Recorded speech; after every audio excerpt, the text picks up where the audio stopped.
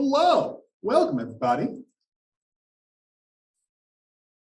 Thank you for once again coming to our little program, our little neck of the woods, our slides I have over here at the Danube Regional Library. I am once again Stone Harris. I'm joined by the lovely Jason Delpire. Jason, say hello. Hello. Hey, we are going to go ahead and get started. I'm going to share my screen and go through a little bit of a presentation. Talk about our topic today. So I will say welcome to Cooking by the Books. We're going to have some egg-cellent recipes today, brought to you by the Danube Regional Library. My name is Stella Harris once again. I'm joined by Jason Delpire. As I've said before, this now is boiling too early. As I said before, Cooking by the Books is a culinary program. We're here to bring you new recipes and techniques, help you with some of your culinary skills that might not be there or might need some rust shaken off. And we're focused on giving you both fancy things and cheap things, good skills all around to build out your culinary repertoire. Today, we're going to focus on the humble egg. That's right. Everyone's, well, my favorite breakfast type ingredients. I love eggs in various things. I know eggs aren't everyone's favorite, but I love eggs. I think eggs are very versatile. And I think that you should cook more eggs. Though I know that the public opinion on whether eggs are healthy goes back and forth. I know they're tasty, and that's all I really need to know. So, why specifically should you cook boiled eggs? I know boiled eggs have a bad rap. They're rubbery, they're tasteless, they're not very good, but there are some real benefits to cooking with boiled eggs. First off, boiled eggs are incredibly convenient. They're portable, they're quick, and for what you get, they're pretty healthy. They have a good amount of protein. You can grab two, put them in your lunchbox, have them at the start of your workday, and that protein will help you stay full throughout the day. You won't get hungry as quickly, and that's the reason I do eat a lot of boiled eggs in the morning, just because they're so darn convenient. And I think it's something that more folks will look into, especially if you're trying to lose some weight. They're very low calorie for what you get. Like three boiled eggs in the morning, it's like 200 calories, and you can it's a decent breakfast. It's not the most people around if you want to get some veggies in there for the rest of your day, but you just want something that will get you through till lunch. You could definitely do worse. They're also easy to produce in high volume. Boiled eggs are a staple of the hotel continental breakfast for a reason. It's because if you have a big enough pot and enough water, you can make a ton of boiled eggs. They're incredibly easy to make, but they're not always easy to peel. And there are some tips and tricks we're going to go over to make it easier for you to make your own eggs at home. They're also, as I said, cheap and simple to make. If you can boil water and take things out of boiling water, you can make boiled eggs. And the economy is not what it used to be, but generally, a dozen eggs is a couple bucks. You can get a couple meals out of a dozen eggs. One thing that I think isn't always highlighted enough is that eggs taste pretty neutrally. And I know that sounds kind of bad, but it's, in my opinion, kind of a hidden bonus because eggs don't have a strong flavor of their own. You can add eggs to things and they will take on those other flavors much more easily. You don't have to worry about an egg flavor of overpowering another dish. And they're an easy way to accommodate some of our vegetarian friends. I know the vegetarian spectrum goes a long way, but if you have friends who don't eat meat but do eat eggs or dairy, then swapping in some eggs in a recipe that might otherwise focus like beef or chicken might be a way to kind of supplement that and let your friends taste your delicious home-cooked meals. Now, there are a couple schools of thought. In my opinion, there are two easy, like not as equipment-intensive ways to do eggs. Before we started, Jason brought up another method, which is sous vide eggs, which is, I think, if you want consistent product, the best, because you set the temperature, the wand does all the work. You should take it out when you need to, and your eggs come out great every time. But sous vide wands can be a bit pricey, and depending on the setup that you have, it might not be always convenient to have a big thing of water circulating. Judge your based on your setup, but I think two methods that are worth looking at are, of course, the classic pot of water. It's classic, it's easy, it's simple. It does have room for error because you got to make sure that you're doing stuff, you're taking things out, you're timing things. Timing is very important. But you don't need anything other than a pot of water and some water. The other one is you could steam eggs, and steaming eggs I've heard is a good way to do it. you want to be careful about pressure cooking eggs sometimes, because based on some research I did, sometimes pressure cooked eggs can have a rubbery consistency and they're white, just based on how they're cooked. And so that's something you want to be aware of if you're trying to say cook eggs in your Instant Pot. You can do it. I'm not saying don't cook eggs in your Instant Pot. Be aware that it can change things if you overcook them. But the real takeaway, and I know this is, stay with me, we'll get through this. There isn't a foolproof method for peeling boiled eggs every time. Now, I know that's scary. I heard you say it's Stellan, but we came here to learn how to peel boiled eggs. How can we make all these delicious egg dishes if we can't peel our boiled eggs perfectly and picturesquely? Get these beautiful, unmarred eggs for the gram, all that good stuff. Don't worry. There might not be a foolproof method, but there are some tips that I can give you that will help your eggs turn out a bit better. Let's go through some of those. So I have 5 pieces of advice. Know what you want, start hot, end cold, let them chill out, and peel when wet. Don't worry, I'll explain those.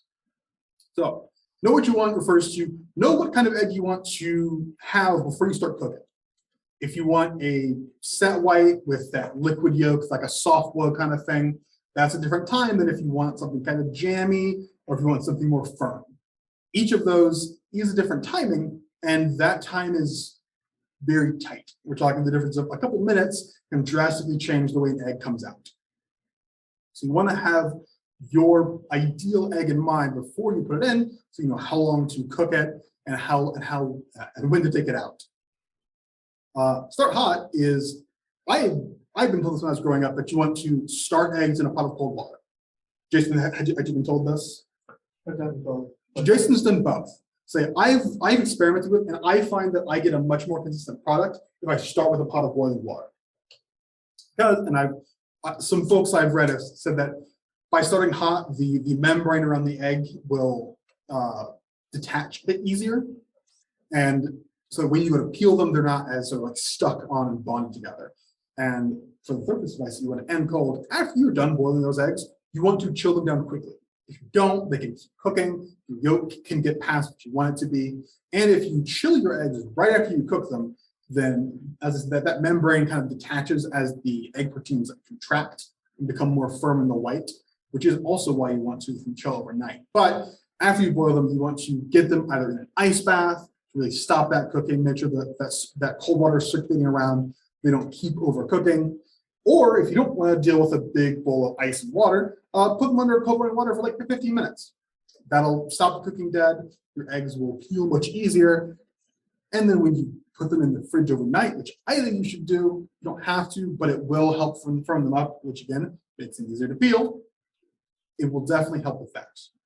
Lastly, one that I didn't know before I started doing this is that if you can peel your eggs under like a running tap or in like a bowl of water, that can really help because that water can help you get in between the egg protein and the membrane, which again makes it more likely you're able to get that perfect unmarred egg that you want for your deviled eggs or any of your other egg applications, because it is satisfying to have a nicely peeled egg that doesn't have a bunch of craters in it. I mean, they still taste good. I'm not gonna turn my nose up at an egg with some holes in it, but you know, it's nice to produce that kind of aesthetically pleasing product. So we have gone over some egg tips. What are we going to do with those eggs? So I have 2 recipes for you today. One of them is a bit sort of long term, but the other one is something you could do on a weeknight that I think is something you should think about incorporating into your routine. So 2 things. I'm going to teach you how to make some soy marinated boiled eggs, which is a technique that'll change that egg. It highlights that idea that eggs will absorb flavors a lot more easily, and it can add some savory, sweet Asian flavors to your boiled eggs for maybe a soup or maybe a salad. If you have an Asian salad you want some boiled eggs on, you can marinate those into soy to change their flavor profile to more match maybe a sesame dressing or something like that. The other thing is a very simple onion and egg curry with vegetables. So this is, again, more of a template kind of recipe that you can tweak to your own devices. I'm doing something very basic. but I cook this recipe a lot. It's something I eat regularly, and it's something that I enjoy. All right, do we have any questions before we get into the nitty-gritty, Jason? Beautiful. All right, so what you'll need for the soy eggs is 4 tablespoons soy sauce, 4 tablespoons of mirin, which is sweet rice wine. You can generally find it in the grocery store. If you can, definitely find it at an Asian grocery store, but it's more widely available. You also need sake, but you can sub the sake for water. If you've already gone out and bought a bottle of mirin, you don't need a bottle of sake. You don't need to buy a bottle of sake as well, but it will get you more of that nice Asian flavor. You have about a teaspoon of sugar, 4 large eggs, boiled and peeled. And then optionally, you can add like a piece of ginger when it peeled, maybe sliced thin, or you can add like a couple of dried chilies to add some spice to it. Just play around with a flavor profile that you like. So before we get into that, let's boil some eggs so we have some eggs to use. I'm going to stop sharing my screen. And we're back. Lovely. So as you can see, I have a pot of boiling water. This water is at a roiling boil, and I've got 2 eggs here. These will be our example eggs. I've got something with which to put my eggs in the water. And so what I'm going to do, these eggs are not ice cold, but pretty refrigerator cold. I didn't take time to warm them up. I haven't found a big difference in that. I know that's important for certain ingredients and certain recipes, but for this, I don't think it makes a huge difference. I'm just going to drop these in here, and I'm going to set a timer. So for these, I'm going to do 8 minutes. 8 minutes will get me a solid yolk with maybe just a little bit of yolky ooze. That's what I want. And after I put these in here, we wait for this to come up to a boil again. It doesn't need to be the most rolling boil, but it needs to get back up to temp. And then I'm going to crank that heat back down a little bit. We don't need it to be going full blast the whole time. As I said, beautiful. Crank that down just a bit. And that's going to sit for 8 minutes as we wait for that to happen. Now, Jason, let me ask you a question. Before our program, folks, we discussed eggs. I am a big egg fan. I eat a lot of eggs. I find it convenient and delicious. Jason, you don't eat a lot of eggs, I've been told. I do not. Is there a particular reason for that? Do you like eggs? No. I mean, I do like eggs, but I like them a specific way. You're very choosy about your eggs. I am.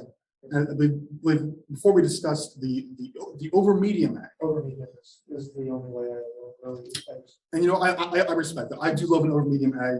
It is infamously difficult to find a good over medium egg. I've scoured out of town and in town trying to find a good place that does over medium eggs. And to the restaurant's credit, it is not easy to do an over medium egg. It requires a lot of attention that you might not be able to give when you're cooking 5 orders, doing bacon and sausage and all this good stuff that you would be doing in the commercial kitchen, as opposed to like me at home who can look at this egg and time out the egg and watch as the yolk solidifies. So I understand why it is maybe harder to get an over medium egg, but do I still want it? Yes, over medium eggs are delicious. I think I do tend toward, it's changed as I've gotten older. I used to not like any kind of liquid in my egg yolk. I was very solidly like, I want you to cook it until that thing is like the color of yellow chalk. I want it to be completely opaque. Why would you want a wet egg? That's gross. But as I've gotten older, I've kind of turned around on yolks. I enjoy a yolk on occasion. I am not adverse to a nice yolky egg on occasion. I enjoy that if you get like a piece of toast, you cut a hole in the middle, crack an egg in there, do that classic English breakfast. Love that, delicious. Put some hot sauce on there, ooh, good stuff. But I think this goes to show that eggs can be divisive, but Jason and I, despite our different but similar egg opinions, we can come together, and eggs can be that sort of uniting force for us to talk about these recipes to help you folks at home. So let's check in on our eggs. They're still boiling away. The heat has reduced down. I've got a good simmer going, and so we're going to let those guys cook. I'm going to tell you about the other recipe that we're going to look at.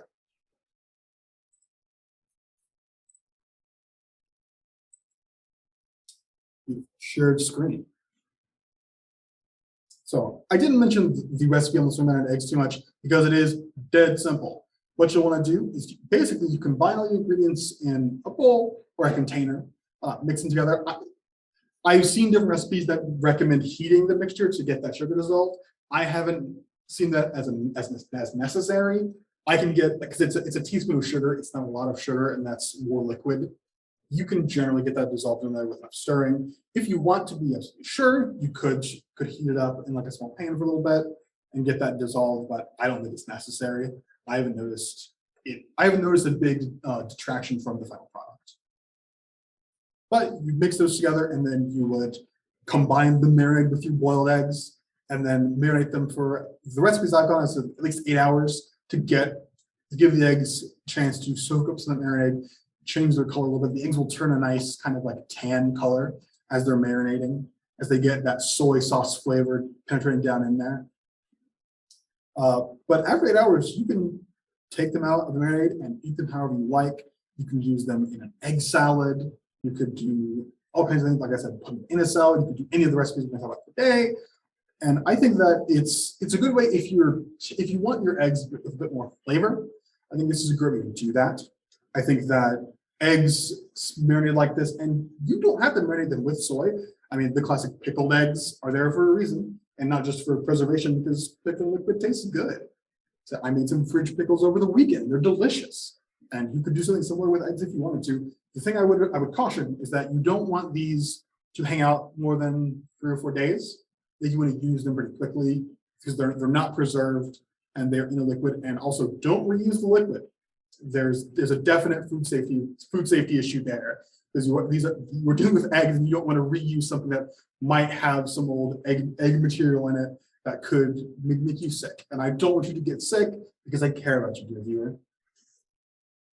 So, as we talk about our second recipe, I'm going to do flash because the eggs are rapidly coming due. We got another 3 minutes. Let's talk about our curry. Now, I love a good curry. Jason, do you like curry? I've only had it a few times. You've only had it a few times. Okay. So I'm a big fan of curry. I love curry of all varieties. I love Thai curries. I love Indian curries. I love Japanese curries. There are curries of all shapes and sizes, but curry is a really flexible term. I think that covers a large range of sauce dishes and stews. The one we're going to make today is an onion and egg curry. It uses either Japanese or kind of Thai, Indian kind of spices. There's a variation there. I'll explain the variation after I get through this. But what you'll need for this is about 6 or 7 large eggs, boiled and then sliced to your liking. You could do halves or quarters, you could do coins, whatever you prefer. I like halves because they can maintain their structure a bit better that way. Need about a tablespoon of oil, 2 medium carrots, peeled and chopped. I just did them on bias. Actually, I did 3 because mine were a bit small, a little bit wimpy carrots, but do what you got. The thing I would recommend you do beforehand is take 2 large white onions, dice them up, and caramelize them. Get those cooking in a pot with some oil, get them nice and brown and kind of sticky and sweet. Those will be very delicious in this kind of curry. After that, you want like a russet potato, again peeled and diced to your liking, and 2 cups of stock for your liquid base. And now here's where the recipes diverge. You can either use pre-prepared Japanese curry roux, or you can use a spice mix and a can of coconut milk. These are different flavor profiles, but both will work. I've used both, and they're both delicious. If you don't use the roux, you'll want a normal sized can of coconut milk. You want maybe 4 tablespoons of curry powder.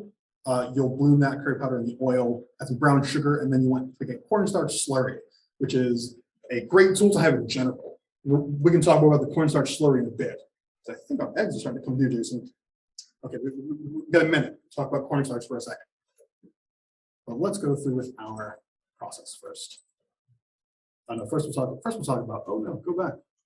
I skipped a slide. Why have I given you 2 curries? Because, as I said, this is pre-made Japanese curry mix. I got this at the Asian grocery store. It is widely available and not expensive. I think this is half a package. The package was like $5, and you can get a good number of meals out of this. But depending where you live, it might not always be readily available. And I think that it's something that is worth looking into if you can find it. But you don't need to have this curry mix to enjoy a nice curry at home. There are other recipes you can do, other things that you can do to differentiate your curry and fit it to what you have. Say, I use carrots and potatoes. You don't have to use carrots and potatoes. You can use any other kind of vegetables you might have. In fact, I've got some broccoli in the other room that I need use. But that being said, our timer is coming due. So what I'm going to do as this goes off. Beautiful. I'm going to take our guy off the heat. I'm going to go drain this. I'll be right back, folks. I can turn off my share screen before I do that. Oh, no. There we go. I'll be right back, folks. Just going to quickly drain this. All right.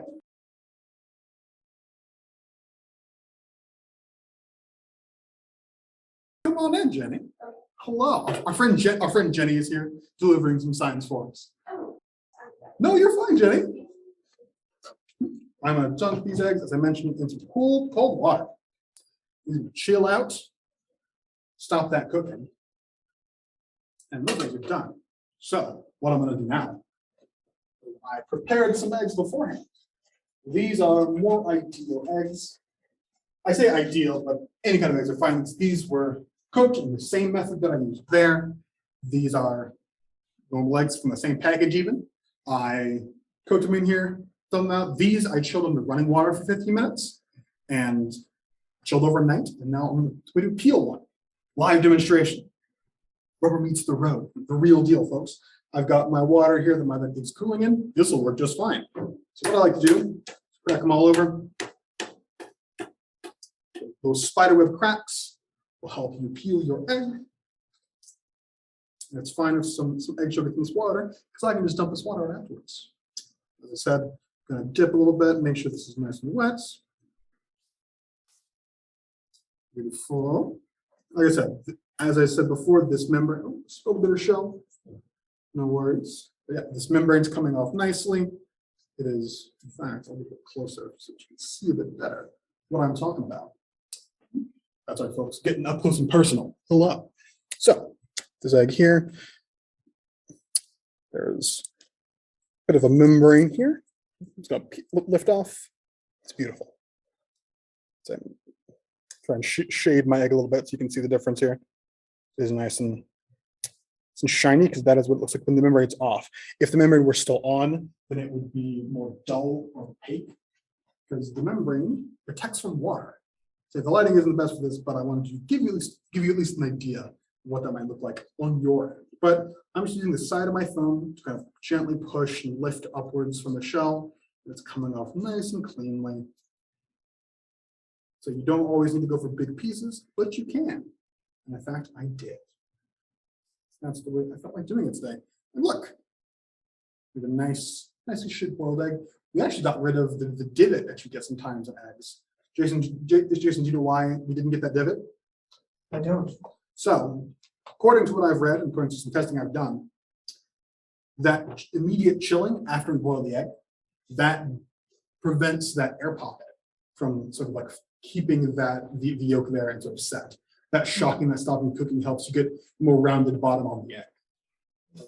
I have heard some folks who recommend like puncturing that with like a toothpick or a needle. I haven't found a big use for that, and I feel like the danger if you do that is that you can get some water in the egg, which can lead to some nasty looking craters. Because if you get boiling water in the egg, it will set up, but you will get like big holes in your eggs, which are not attractive. We are all about delicious and pretty food here. Jason, would you do me a favor? Yes. Would you please drain the water out of these potatoes? And use them. Beautiful. Let's go back to our PowerPoint and talk about our method for this. Beautiful. So what we're going to do is place your pot over medium heat, like I have here. I'm going to place some oil in there just to get that nice and toasty. So let's do that. And most of the cooking is going to be done in the next like 20 minutes. Just a little bit of oil in there, just for our potatoes, not carrots. And so I've got these onions here. I'm going to add these a bit later because they are already mostly cooked. I don't want to cook them too much more, because if we cook them too much more, then they'll just break down into something. I want them to have just a little bit of texture still. I don't want them to just be like an onion kind of jam. They do have a bit of structure still, and I don't want to get rid of that by really hard sauteing them right now. But I can cook. I'm going to move this oil around in my pan. I'm going to add in my potatoes and my carrots. These just go in. They on sliced. I had the potatoes sitting in water so they wouldn't oxidize and turn brown. Ooh, nice. Got a nice sizzle there from some of that water remaining. And just give these guys a bit of a stir. I'm not going to cook these guys all the way through. I'm just here to give them a little bit of a head start on the rest of our recipe. So after you add these, you will add your onions and my stalks over there. And then you'll bring it to a simmer until these are done to your liking. As I said, I'm giving these a head start, but it is not strictly necessary. What you can do at home is add everything together and just simmer it longer until those get much softer. These I'm doing it in a pan with oil first, just to give them, like I said, a head start. Beautiful sizzle here. I'm excited for this curry dish. But in the meantime, before we add anything else, let's use our eggs. What I've got here is these are some of our soy eggs. We're going to dip a couple of these out and we'll use them in the curry. Synergy. These I did with that same mixture, soy sauce, mirin. I used water, but didn't have any sake on hand.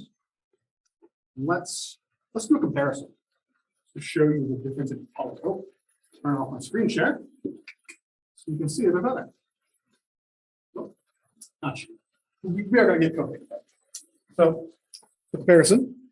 This is our normal egg, and this is our soy marinated egg.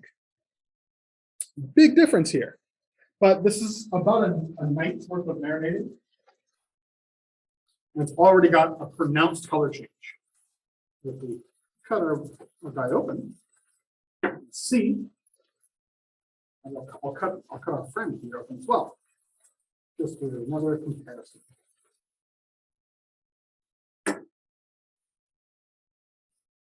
You'll be able to see, again, normal egg.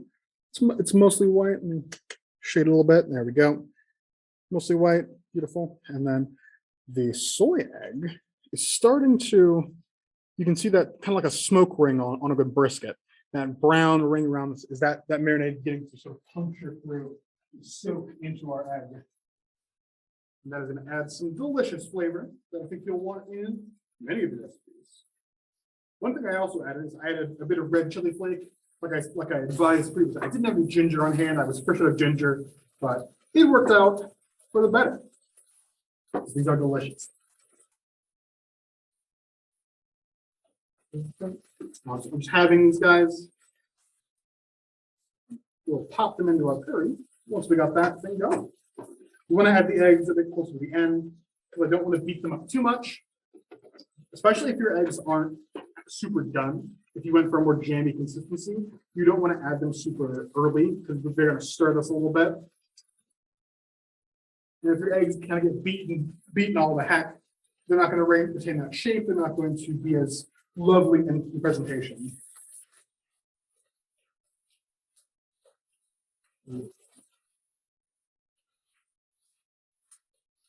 Just sauteing these guys a little bit.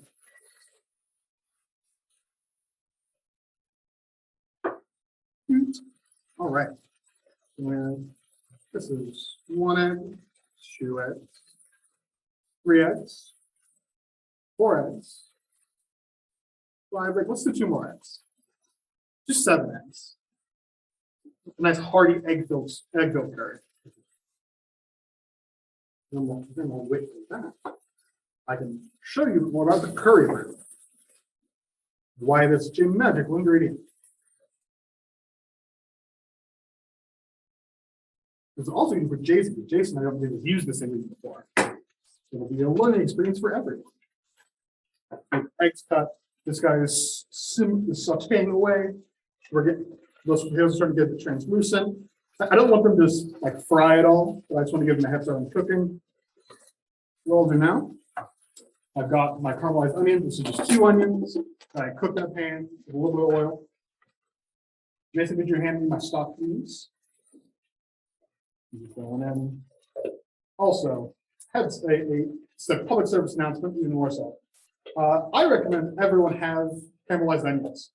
It's a great ingredient to have just on hand. They freeze well. In fact, I made these last week and froze them. They're still delicious.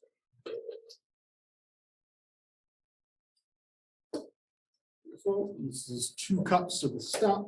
No, it's 2 cups because I used the other 2 cups last time.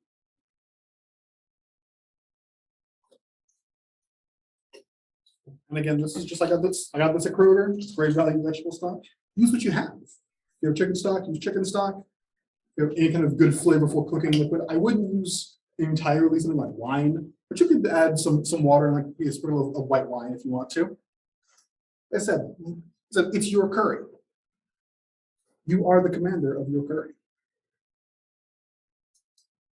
Some egg yolk in there. No reason. I just like it. So let's talk about this curry roux. As I mentioned, I got this at the Asian market. This is half pack. Pack was like $5. Books. Chocolate. It is separated into 4 bricks. This little chocolate. And each of these is a combination of thickeners and curry spices and all that good stuff. This particular variant of the brand isn't spicy. It does come in spicy variants. But that is mostly up to what you like your spice tolerance. But what I like to do on these, because one of the real powers of this ingredient is that stuff melts very quickly. Here's a good question. There's just a comment that you've seen the curry roux available at Hy-Vee. Is it available at Hy-Vee? Even better. So I didn't see it at my Hy-Vee, but if it's available at Hy-Vee, go for it. It's a great thing to have just on hand for a weeknight dinner. Are these generally gluten-free? No, they're not. So to my knowledge, there might be gluten-free brands. The brand I bought Golden Curry does have wheat in it, but you might be able to find a gluten-free brand. So I don't know off the top of my head, but I wouldn't say it's impossible. It is just a mixture of thickeners. So I think wheat would be a common thickener, but I'd be surprised if it was the only thickener. It would not shock me if there was one that was thickened like rice flour or anything like that. Sure. What I like to do is just chop these guys real thin, because the thinner they are, the faster they melt in hot liquid. I am going to use all 4 bricks here because I like a thick curry. You don't have to. So I've used a lot less for a slightly thinner curry. It is 100% up to your particular tastes. I'm just giving these nice cross chop. More dice, I suppose, to use actual chefy terms. Otherwise, Jason will chastise me if I'm not using proper vocabulary. I deserve it. But. I did want to comment on the onions. You Yes. mentioned that you should dice the onions. Should really want to be a julienne. See, I like a dice on these. I think the smaller pieces of onion do work, in my opinion, better. You could do a julienne, but it's really up to what you like. So definitely, if you're doing like onions for like a burger, that's when you want a good julienne onion in your caramelized onions. Those delicious long strings of onion. Great. A little bit as we go, clean as we go. Don't want to have a big mess at the end. Take this guy and this guy. We'll put them off camera so we can clean these up so our workstation doesn't get too dirty. Everything in its place. As the kids say, mise en place. Move my phone out of the way. I don't know if the kids say that. Chefs never do that. My chef said that a lot. It was mostly Stella, mise en place. And I'm like, oh, sorry, chef. Maybe that's just me, though. So this is the beauty of this recipe in particular, is that this is already a good soup base. It's caramelized onions, it's potatoes, it's carrots. Any kind of thickener works in this, but there's already tons of flavor from the caramelized onions.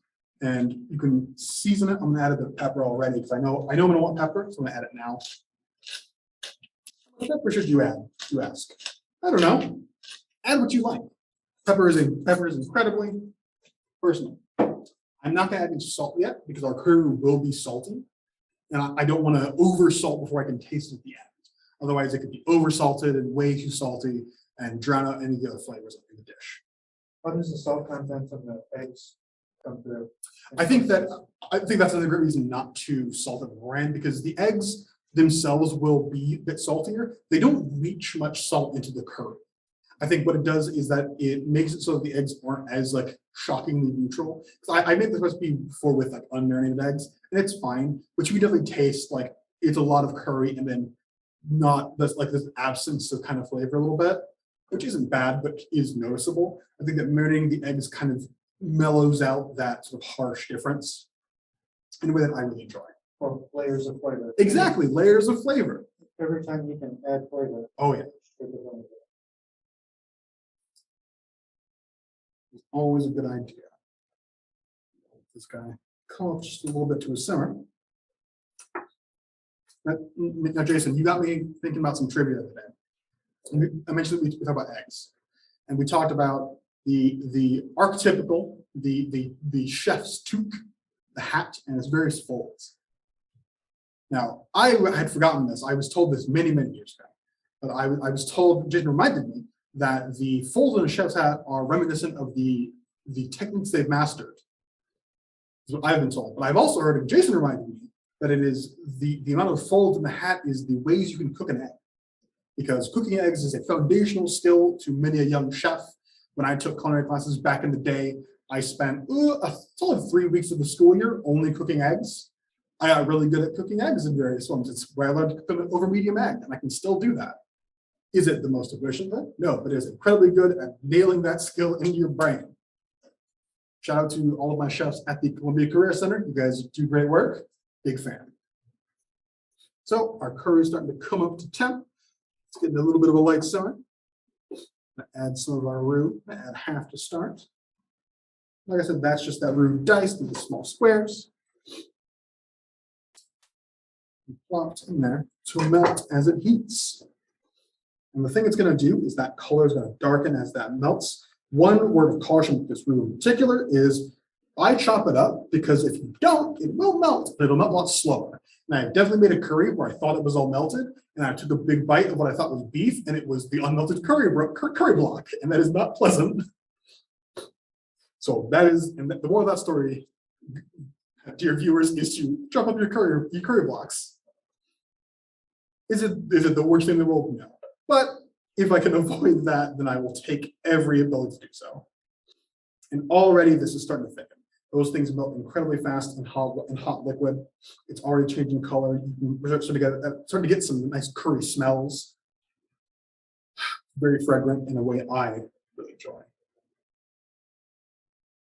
But it's about half, and for this amount, it is already thickening a bit, but it is not going to be like spoon coating thick, which is what I like in a curry like this. But like I said, this is already not taking too terribly long. I'm going to add for half of our roux. It bubbles away. There are some other things that I've added to curry. So I've cooked my fair share of curries, and this particular style of curry is more popular in Japan and other East Asian countries. If you've ever had like curry katsu, like curry with like the fried chicken and stuff that you can get in Japanese restaurants, so this is that kind of curry. It's a very like it's made in the home a lot, I'm told. You can grab this, put whatever you want in it. It's a nice hearty meal.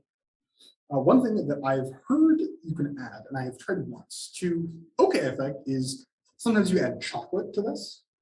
Like not like milk chocolate, but like baker's chocolate. And it darkens the color a bit, and again adds another kind of layer of flavor, like just mentioned. Would I recommend it? Maybe try it out. I don't think it didn't make it taste like chocolate in that same way that adding a bit of coffee to desserts doesn't make them taste like coffee, just enhances kind of a chocolatey flavor. It's that for that kind of savory curry flavor. Beautiful. Stirring through to make sure there aren't any undigested curry bits, and there are a couple. So I'm gonna let this chill out for a bit. And let this come to a boil and then reduce that temperature back down. But this is already mostly done. So I'm gonna wait a minute or two and then add in our eggs. How are we doing, Jason? Good timing. Good. All right. That's it's already bubbling up and bubbling away. And like I said, this curry gets thick. but I think it is very delicious. It's got that spoon coating taste to it. I like it with just some white rice is delicious. If you have like a nice crusty bread, right there too. Anything to help you sop up some of this delicious sauce is a great way to accompany this. Jason, did you get the broccoli? We almost forgot the broccoli, folks. Don't worry. Gotta get some greens in there. Greens are important in a dish like this because otherwise you have a delicious pile of nice brown curry, but you want something visually to kind of pop a little bit. Thank you, Jason. All right, this is just store-bought bird's eye steamable vegetables. Again, got this. Herbs. Got this open. I cooked these beforehand. They are just broccoli florets. If you were concerned about size, you could chop them up beforehand. I'm not going to do that. But I think they'll be fine. And these are just going to get mixed in with our potatoes and our carrots. All right, that's going. It's time to reduce that heat. Mix everything up. Oh, yeah. And last, certainly not least, go in our eggs. Star of our show, the main protein. And again, I'm just folding this together. It's already feeling to get a little beat up. You want to make sure everything gets nice and coated in that delicious curry sauce. A little bit of a spill. That's all right. One thing I'm realizing now as I cook this with two kinds of eggs is the marinated and unmarinated eggs are different colors and add a bit of color variety, even when coated in the nice curry sauce. Grab a fork and test those potatoes. Once the potatoes are done, the curry's done. The potatoes are going to be the slowest cooking ingredient. That's why I started them a bit early. This guy looking pretty good, but only one way to really tell.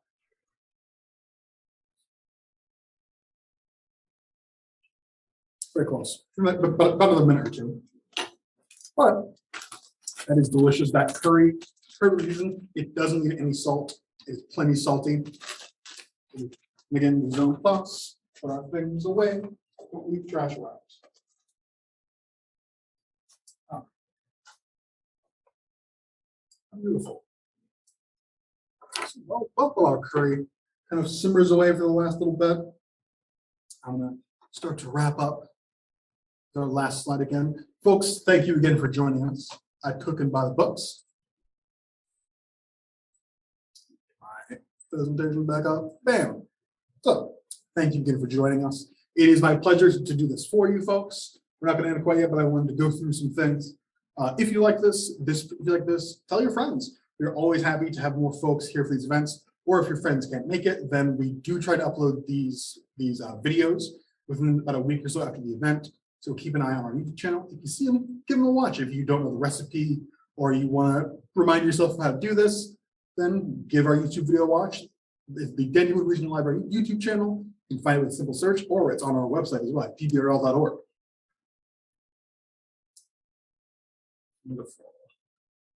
I'm going to call this done, I think. So you bring that up to the screen. Oh, yes. Take a look at, Sure. That's very doable. I'm going to get it closer to that. Don't open that. Wow. All right. Let me get out this presentation.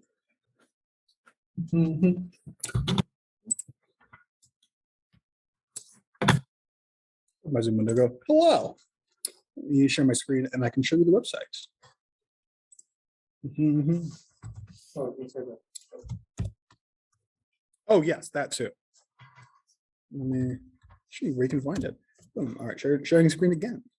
So you don't have to see. You might also request for the recipe for the soy eggs. No problem. In fact, I can pop that up pretty easily. Let me share my screen. So this is our Regional Library website. Scroll down all the way at the bottom. There's our socials, our social media. You can find our YouTube channel right there. See all those lovely folks, and all of our videos will be here. right there. But the soy eggs, scroll back up. Yeah, that's this guy here. Soy eggs are, again, super simple. Four tablespoons soy sauce, 4 tablespoons of mirin, 4 tablespoons sake or water, teaspoon of sugar, and then as many eggs as you like. I did 4, just that's a good, I found 4 to be a good number. I wouldn't go higher than 6 for that amount of marinade. If you need more, just make more marinade. They are great in egg salads, any kind of stews that you want to sub out a protein for, they're great for that. But I'm trying the potato, absolutely certain. I've eaten not cooked well enough potatoes. They're not pleasant. Not the worst thing, but they're not pleasant. I would like my cook to be pleasant.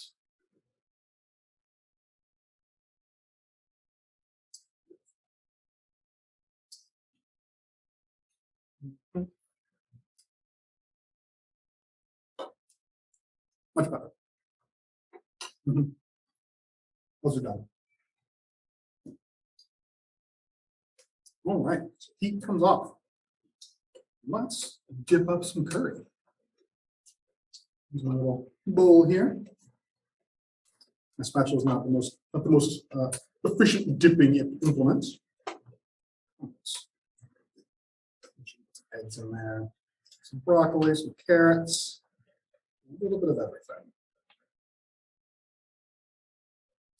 Beautiful.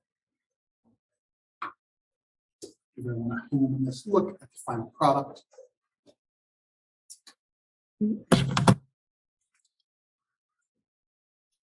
See that delicious coated in sauce. Sauce is very glossy, which is something that you get from this curry that you might not get with the slurry. If you do use the cornstarch slurry and the coconut milk, use as much slurry as you need. That slurry will thicken as it heats. So if it doesn't immediately thicken like this does, give it some time in the heat, and it should thicken up nicely for you.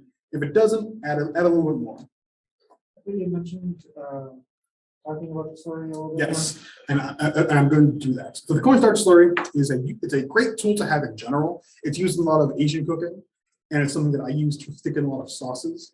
As if you don't want to use like a butter and flour roux or any kind of thing like that, you mix equal parts cornstarch and water, cold water specifically, and you can mix it around in a small dish. I tend to use either a spoon or in desperate, I use clean hand fingers just to make sure to get all the lumps out. They'll turn into an opaque white liquid, and you add that to any kind of hot stew or soup and mix that around, and the cornstarch sort of activates, and all those starches sort of thicken the soup in a way that gives it a very kind of glossy appearance, in a way that you wouldn't get from like a gravy, or like it's not reminiscent of like a gelatin kind of thickened soup, but it does have that same kind of gloss to it that I would enjoy. But it is extremely easy and a good all-around tool to have. So in the case of our curry, 4 tablespoons cornstarch, 4 water, and mix that into a slurry and add it as necessary. If it's not thick enough to your liking, add some more. It only affects taste in like extreme amounts. So don't do like half cup cornstarch, half cup water. That's a lot of slurry, and you would probably get a ball of something rather than a nicely thickened stew. Yes, I think that's us, folks. I will once grab my mouse and once again thank you for coming to Cooking by the Books. I've been Stellan Harris, joined by the lovely Jason Delpire. Jason, any last words for our adoring public? Just thanks everyone for joining today. Yes. Are there any last questions before we sign off, folks? I hope you had a good time. I hope you tried this recipe. It is authentically delicious, and I cook it a lot, and I am happy that I could share it with you folks in a way that makes it more accessible to folks here in town. And even outside of town, at all our branches, in our entire service area, I hope you can get a chance to cook with some eggs this weekend. If for any reason you might have a bunch of boiled eggs lying around. Any questions, Jason? Nope. All right. Well, once again, thank you folks for coming. I hope you have a wonderful weekend. And if you need to see this again, we should have that YouTube video out soon. All right. Bye, folks.